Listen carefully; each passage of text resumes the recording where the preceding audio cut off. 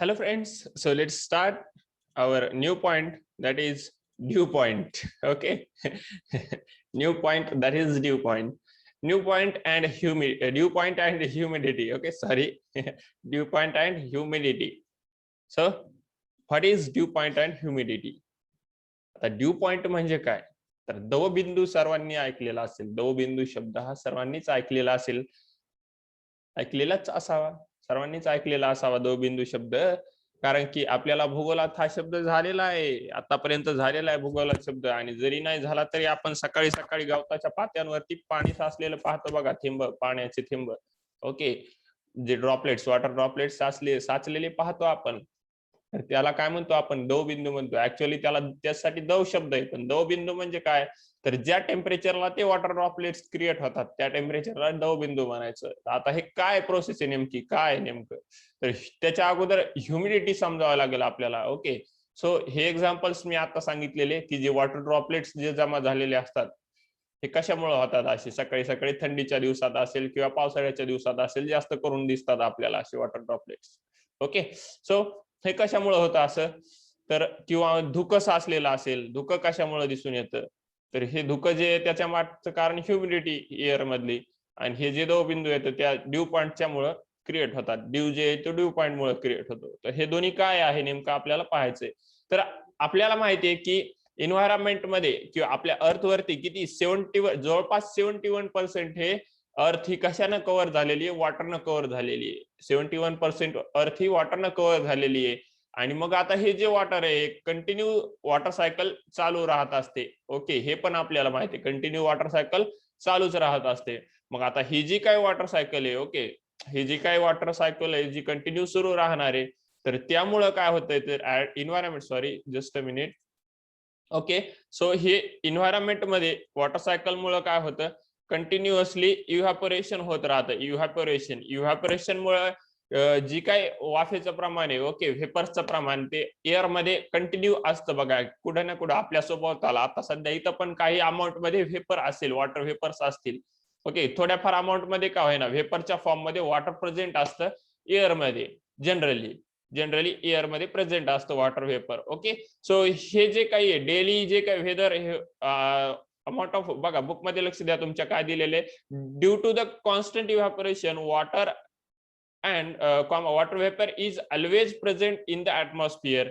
The amount of water vapor the atmosphere helps us to understand the state of the daily weather.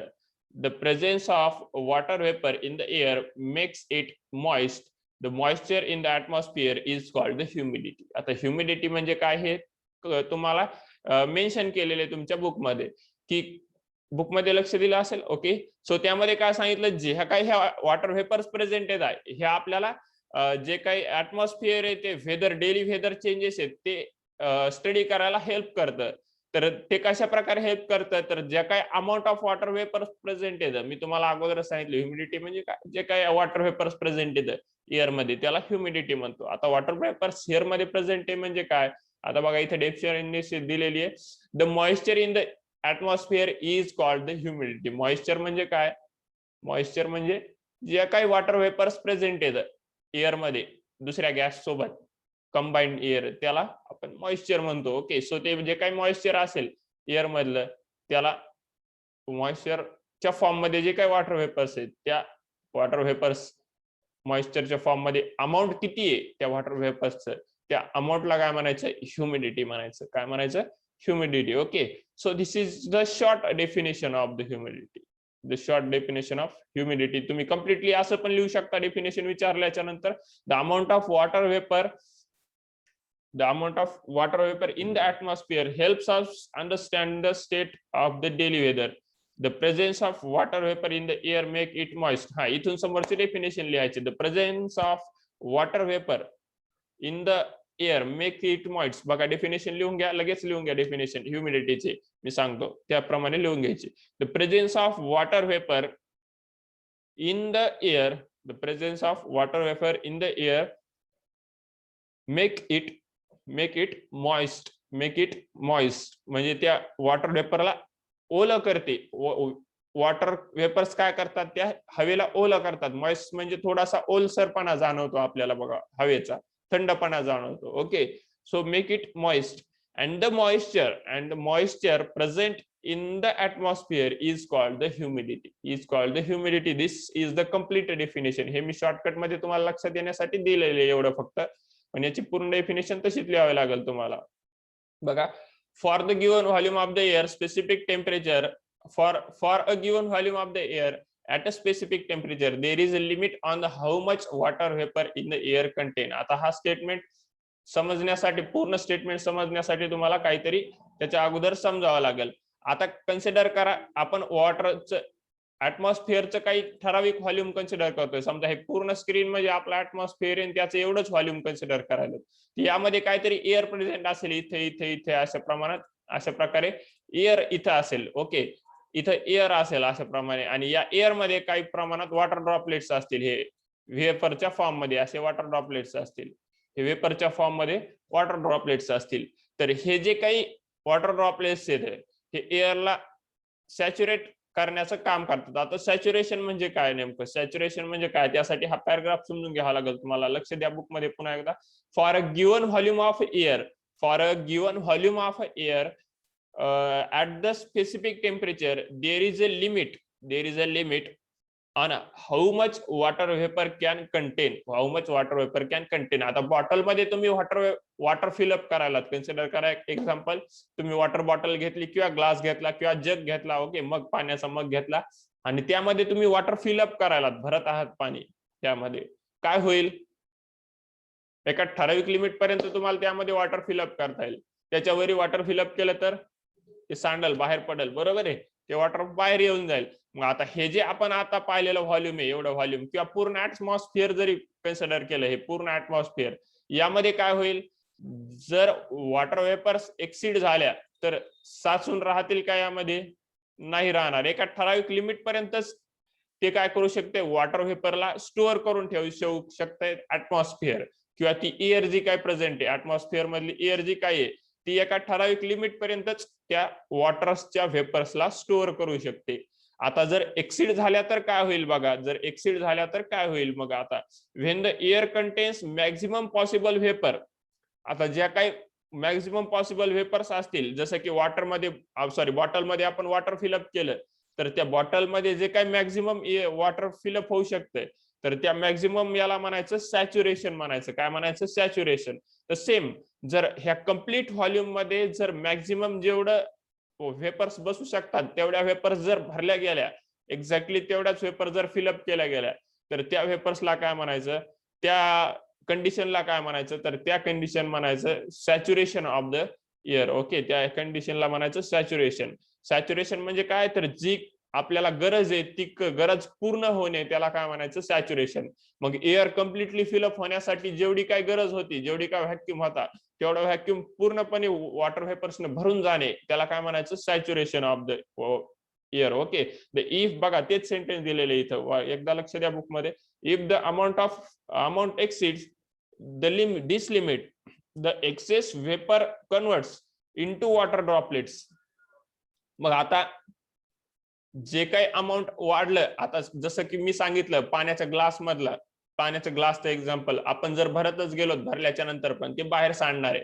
मग तसंच याचं जर vapour वाढल्या, हे समजा याच्यात बसायला जागाच नाही राहिली व्हेपर्स, मग त्या काय येतील, एकमेकाच्या जवळ येतील, बरोबर आहे. आणखीन जर व्हेपर्स वाढत गेले तर त्या एकमेकाच्या जवळ येतील ते मॉलिक्युल्स, आणि मॉलिक्युल्स जवळ आले व्हेपर्सचे की आपल्याला माहिती आहे त्याचं कन्व्हर्जन कशात होत असतं, ऑब्विसली लिक्विड मध्ये होत असतं. मग हे तर पण सेम होईल, जर सॅच्युरेशन पेक्षा एक्सीड झालं, कशाचं प्रमाण, व्हेपर्सचं, सॅच्युरेशन पेक्षा एक्सीड झालं व्हेपर्सचं प्रमाण, तर त्या व्हेपर्सला म्हणा, त्या कंडिशन मध्ये काय होतंय, तर त्या कंडिशन मध्ये हे जे वॉटर व्हेपर्स होत्या त्या कन्वर्ट व्हायला लागतात वॉटरच्या ड्रॉपलेट्स मध्ये, म्हणजे जेवढ्या भागामध्ये व्हेपर्स जवळ येतात तेवढ्या भागाचा मिळून वॉटर क्रिएट होतो आणि त्याचा एक ड्रॉप क्रिएट होतो. एवढ्या भागातले मॉलिक्युल जर जवळ असतील तर त्यांचा काय होतं, एक ड्रॉप क्रिएट होतो, वॉटर ड्रॉप.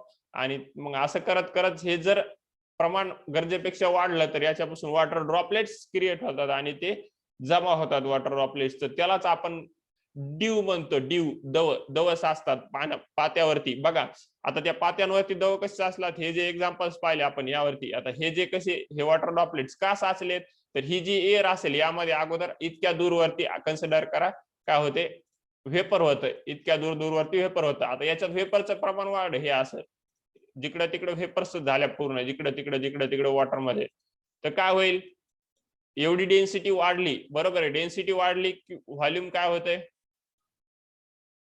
व्हॉल्यूम कमी व्हायला लागते ऑब्विसली. म्हणजे कमी व्हॉल्यूम मध्ये जास्त मॉलिक्युल्स कमी व्हॉल्यूम मध्ये जास्त मॉलिक्युल्स आणि म्हणजे असा अर्थ मॉलिक्युल जवळ आले.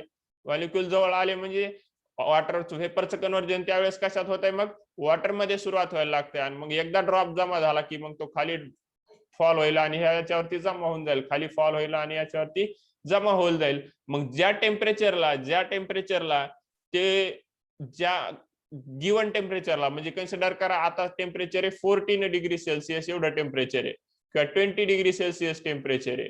मग ह्या 20 डिग्री सेल्सिअस टेम्परेचरला जे काही सॅच्युरेशन होईल एअरचं आणि त्याचं कन्व्हर्जन वॉटरमध्ये होईल वॉटर ड्रॉपलेट्स मध्ये होईल त्या टेम्परेचरला म्हणायचं ड्यू पॉइंट टेम्परेचर. ओके किंवा त्या टेम्परेचरला काय म्हणायचं ड्यू पॉइंट. बघा इथं तेच दिलेले आहे definition. When air content maximum possible water vapours it is said to be saturated with the vapor at that temperature. म्हणजे 20 डिग्री सेल्सिअसला जेवढ्या एअर आहे समजा आता टेम्परेचर तुम्हाला माहिती ऑब्विसली एअर मध्ये वेगवेगळ्या प्रकारचे गॅसेस असतात. मग आता अदर गॅसेस साठी पण आणि वॉटरच्या व्हेपर्स साठी पण जसं जसं टेम्परेचर इन्क्रीज होईल तसं ते दूर जाणार आहेत म्हणजे त्यामध्ये आणखीन जास्त व्हेपर्स साठू शकतात.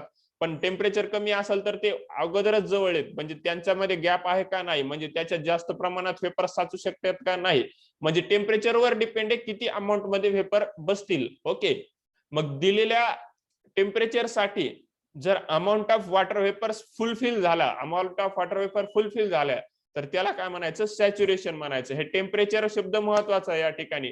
टेम्परेचर चेंज झालं तर त्या मॉलिक्युल्स मधला एअरच्या मॉलिक्युल्स मधला गॅप वाढायला आहे म्हणजे त्यामध्ये आणखीन जास्त व्हायपर्स बसू शकतात म्हणजे तिथं अगोदर सारखं सॅच्युरेशन व्हायलंय का नाही.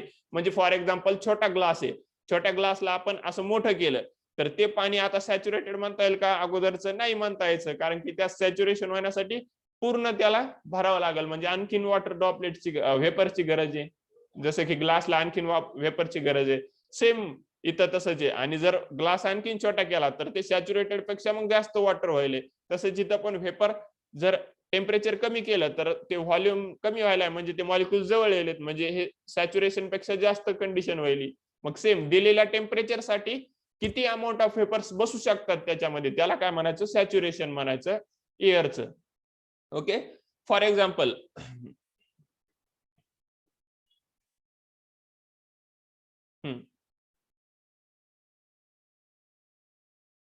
बघा कोणता सेंटेन्स चालू होता. If the amount exceeds this limit the excess vapor convert into water droplets. When the air contains maximum possible vapors it is said to be saturated with the vapor at that temperature. The amount of vapor needed to be saturated the air depend on the temperature and the air. Okay temperature of the air हे पाहिलं आपण sentence आताच टेम्परेचरच्या एअरच्या टेम्परेचरवरती depend आहे की saturation साठी किती amount मध्ये vapours लागतील ते. Okay so if air temperature is low it will need less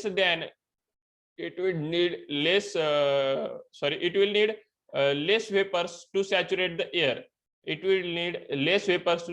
the air. For example if temperature of air is 40 degree celsius बघा कन्सिडर करा जर एअरचं टेम्परेचर हे 40 डिग्री सेल्सिअस आहे किती 40 डिग्री सेल्सिअस टेम्परेचर आहे एअरचं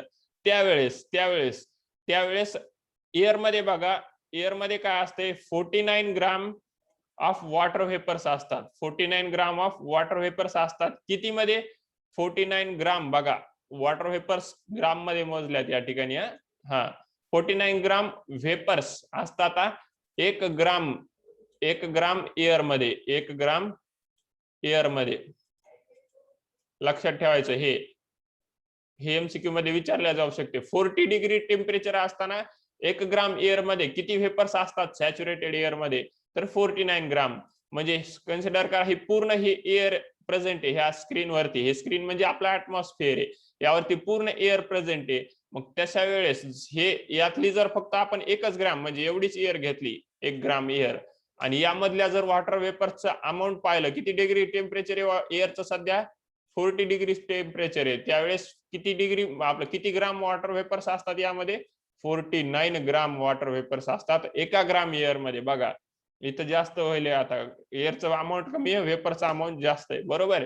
म्हणजे ते सॅच्युरेशन असते, तेवढ्या अमाऊंट फिक्स असते त्या टेम्परेचर मध्ये. आता टेम्परेचर वाढवलं तर हे 49 ग्राम राहील का, नाही, हे चेंज होईल. टेम्परेचर कमी केलं तरी पण हे काय होईल, अमाऊंट सॅच्युरेशन साठीच 1 ग्रामचं चेंज होऊन जाईल. ओके, सो हे डिपेंड टेम्परेचर वरती. तर कसं चेंज होईल बघा, इथं लक्ष द्या. पर किलोग्राम, सॉरी पर किलोग्राम येईल, इथं केजी येईल, केजी, 1 ग्राम नाही 1 किलोग्राम एअर घेऊ आपण. हे 1 ग्राम खूप छोटं होईल. 1 किलोग्राम मध्ये किती, 49 ग्रॅम असते, 49 किलोग्राम नाही. आता इथं content 49 vapor to saturate the air. It contain 49 vapors to saturate the air. 49 gram करा इथं, तिथं 49 ग्रॅम्स मध्ये दिलेलं आहे ते. ओके, सो व्हेपर ग्राम्स मध्ये दिल्यात आणि एअर किलोग्राम मध्ये दिलेली. ही जी काही आहे ती एअर आहे आणि हे जे काय आहे ते व्हेपर आहे. आता तर 1 किलोग्राम एअर मध्ये 49 ग्रॅम एवढ्या व्हेपर्स असतात 40 डिग्री सेल्सिअसला. आता आपण टेम्परेचर हाफ केलं, किती केलं, 20 डिग्री सेल्सिअस टेम्परेचर केलं. टेम्परेचर जर हाफ केलं म्हणजे 20 डिग्री सेल्सिअस, तर मग आता ह्या इतक्याच व्हेपर लागतील का, 49 ग्रामच लागतील का आता आपण, तर नाही. आता किती व्हेपर्स लागतील, तर आता 49 ग्राम्स नाही लागणार, तर आता लागतील याच्या आपण 1/3 होऊन चाललंय ते 14.7 ग्राम एवढ्या लागतील. 14.7 ग्राम कितीसाठी, 1 किलोग्राम एवढ्या एअर साठी.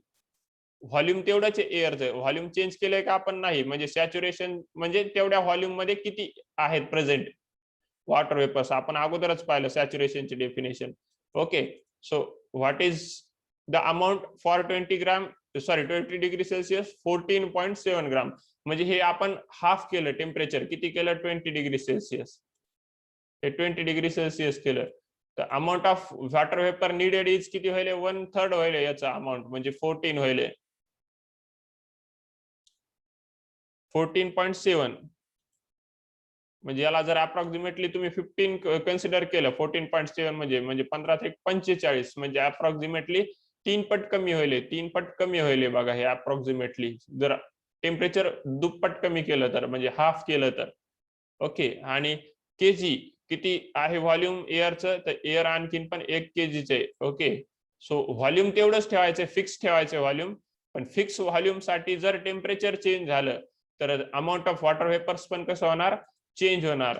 Okay, amount of water vapours पण चेंज होणार. तर हे एक एक्झाम्पल पाहिलं आपण, हे एक एक्झाम्पल पाहिलं. मग यालाच काय म्हणायचं, तर ह्या सॅच्युरेशन ज्या याच्यावरती होईल, okay, if the vapour content air is less than that limit then the air is said to be unsaturated. आणि जर ह्या लिमिट पेक्षा जर कमी असेल, समजा फॉर एक्झाम्पल 40 डिग्री टेम्परेचर आहे आणि त्यावेळेस व्हॉल्यूम आपण 1 ग्रॅम कन्सिडर केलं एअरचं, तर त्यावेळेस 49 ग्रॅम पेक्षा जर कमी वॉटर वेपर्स असतील, म्हणजे 40 ग्रॅमच आहेत फक्त वॉटर वेपर्स, किती आता फक्त 40 ग्रॅम, कधी 40 डिग्री सेल्सिअस असताना टेम्परेचर, तर त्यावेळेस एअर कशी असेल, अनसॅच्युरेटेड असेल, अनसॅच्युरेटेड. ओके, अनसॅच्युरेटेड, याला शॉर्टकट मध्ये अनसॅट लिहितो मी. आणि ज्यावेळेस कम्प्लिटली 49 ग्रॅम फिलअप असेल वॉटर वेपर, त्यावेळेस एअर कशी असेल, त्यावेळेस एअर असेल सॅच्युरेटेड, कधी 40 डिग्री सेल्सिअस टेम्परेचरला. तसंच 20 डिग्री सेल्सिअस टेम्परेचरला 1 किलोग्राम एअर मध्ये जर वॉटर वेपर्स फक्त 12 ग्रॅम किंवा 10 ग्रॅम असतील, तर काय म्हणता येईल आपल्याला, एअर कशी आहे आता, अनसॅच्युरेटेड एअर आहे. आणि ज्यावेळेस कम्प्लिटली 14.7 ग्रॅम वॉटर वेपर्स असतील 1 किलोग्राम एअर मध्ये 20 डिग्री सेल्सिअस टेम्परेचरला, त्यावेळेस ती एअर कशी आहे, सॅच्युरेटेड आहे. तर टेम्परेचरवर डिपेंड आहे सॅच्युरेशनचा अमाऊंट, एवढं लक्षात ठेवायचं. Amount of saturation of vapour is depend on the temperature. As temperature increases, the amount increases needed to the saturate the air. Okay, and as temperature decreases, amount of vapor need to saturate air also decreases. मग आता यावरून तुम्हाला due पॉइंटची definition सांगता येते. Due point म्हणजे काय, due point म्हणजे काय, तर suppose unsaturated air at a certain temperature is taken and its temperature is decreased and its temperature decreased, the temperature is reached at the एक मिनिट आपण हे स्क्रीनवरचं पूर्ण इरेज करून घेऊया. हा, तर तुमच्या त्यावेळेस लक्षात येऊन जाईल. तर हे जे आताचा paragraph, for given volume at a specific temperature there is limit on how much water vapor in the air can contain, the amount exceed the, हे पाहिलं आपण. जसं जसं अमाऊंट एक्सीड होऊन जाईल तसं तसं काय होईल, तर वॉटरचं व्हेपरचं कन्वर्जन ड्रॉपलेट मध्ये व्हायला सुरुवात होईल and converts into the water droplets. When the air contains maximum possible vapour it is said to be saturated. हे saturated with the that temperature. या सॅच्युरेशनची डेफिनेशन हे लिहून घ्या, ही महत्वाची आहे. ही डेफिनेशन, सॅच्युरेशनची डेफिनेशन ही विचारला जाऊ शकते. ही डेफिनेशन, पूर्ण definition for the given volume of the air. मग 1 ग्राम वरून तुम्ही जास्त पण कन्सिडर करू शकता. ओके, मग आता याच्यावरून आपल्या काय लक्षात येतं, हा पॉइंट लक्षात येतो. Amount of vapour needed to saturated depend on the temperature of the air. हे आताच पाहिलं आपण पॉइंट. आपण if the temperature is low it will need less vapour to saturate the air. हे आताच पाहिला, जस्ट पाहिला मी तुम्हाला, हाच पॉइंट एक्सप्लेन केला आता. ओके, सो मग आता आपण पाहू ड्यू पॉइंटची डेफिनेशन. ओके, आणि अनसॅच्युरेटेडची पण पाहिली आताच डेफिनेशन. ओके, सो ड्यू पॉइंटची डेफिनेशन काय येईल मग, suppose unsaturated air at the certain temperature is taken. Okay, म्हणजे एक व्हॉल्यूम घेतला एअरचा, एवढी एअर घेतली आपण, आणि त्यामध्ये एअर कशी अनसॅच्युरेटेड आहे, म्हणजे त्यामध्ये वॉटर वेपर्स जास्त आहेत का, नाहीत, कमी वॉटर वेपर्स आहेत त्यामध्ये. ओके, आणि आपण काय करायला होतं, आता टेम्परेचर डिक्रीज करायला होतं. मग टेम्परेचर डिक्रीज झालं म्हणजे वॉटर वेपर्स काय होतील, त्या जवळ यायला लागतील. टेम्परेचर डिक्रीज झालं की वॉटर वेपर्स जवळ यायला लागतील, म्हणजे ह्या वॉटर वेपर्स पण अलीकडे येतील आणि हे जे व्हॉल्यूम हे पूर्णपणे भरायला सुरुवात होईल. आणि मग त्यामुळं काय होईल, टेम्परेचर एका पॉइंटला गेल्याच्या नंतर हे वॉटर वेपर्स कन्वर्ट व्हायला लागतील वॉटर वेपरमध्ये. आणि ही जी आपल्याला माहिती आहे, वॉटर वेपर्स वॉटरमध्ये कधी कन्वर्ट होतात, ज्यावेळेस एअर सॅच्युरेटेड पेक्षा जास्त वेपर्स कंटेन करायला लागेल. मग त्यावेळेस त्या टेम्परेचरला काय म्हणायचं, ड्यू पॉइंट टेम्परेचर. म्हणजेच काय, तर ऍटमॉस्फिअरचं टेम्परेचर जर डिक्रीज होत गेलं तर दूरवरचे जे काही मॉलिक्युल्स आहेत ते जवळ येतात आणि तेवढ्या व्हॉल्यूमला, जेवढा व्हॉल्यूम आपण कन्सिडर केला एअरचा, ओके, जेवढा व्हॉल्यूम कन्सिडर केला एअरचा, तेवढ्या व्हॉल्यूमला भरून त्याला एक्सीड करतात आणि त्यामुळे ते मॉलिक्युल्स वॉटर ड्रॉपलेट मध्ये कन्वर्ट व्हायला स्टार्ट करतात, वॉटर वेपर्सचे. आणि त्या टेम्परेचरला, ज्या टेम्परेचरला कमी होता असताना ते वॉटर वेपर्स वॉटर ड्रॉपलेट्स मध्ये कन्वर्ट व्हायले, त्या टेम्परेचरला म्हणायचं ड्यू पॉइंट टेम्परेचर. आणि त्यावेळेस ऍटमॉस्फिअर मध्ये आपल्याला ड्यू क्रिएट झालेला दिसून येतो. दव जे साचतात गवताच्या पात्यांवरती, ते याच्यामुळे साचतात की टेम्परेचर कमी व्हायला लागतं सकाळच्या वेळेला, थंडीच्या दिवसामध्ये, आणि जे अमाऊंट ऑफ वॉटर वेपर्स असतात प्रेझेंट ते सॅच्युरेट व्हायला सुरुवात करतात. ओके, सॅच्युरेट व्हायला सुरुवात करतात म्हणजे काय, कमी व्हॉल्यूम मध्ये जास्त वेपर्स जमा व्हायला सुरुवात करतात. आणि मग काय करतात, तर त्यामुळे ते जास्त वेपर जमा झाल्यामुळे त्याचं कन्वर्जन वॉटर ड्रॉपलेट्स मध्ये व्हायला लागतं आणि त्या टेम्परेचरला मग आपण म्हणतो ड्यू पॉइंट टेम्परेचर. तर ड्यू पॉइंट टेम्परेचरची डेफिनेशन पण इम्पॉर्टंट आहे, ही डार्क ब्लॅक मध्ये केलंय मी त्यामुळे त्याला. ओके, आणि ही डेफिनेशन पण लिहून घ्या. Okay, so this is about your due point. तर याचा जो आणखीन राहिलेला कंटेंट आहे तो आपण नेक्स्ट व्हिडिओ मध्ये पाहूया, ड्यू पॉइंटचाच राहिलेला कंटेंट. तर एवढं लक्षात आलं तुमच्या. ह्युमिडिटी म्हणजे काय, ह्युमिडिटी म्हणजे अमाऊंट ऑफ मॉइश्चर म्हणजे जे काही वॉटर वेपर्सचा अमाऊंट प्रेझेंट आहे, एअरला मॉइस्ट करतं काय वॉटर वेपर्स प्रेझेंट असलेलं, तर त्याला आपण ह्युमिडिटी म्हणतो.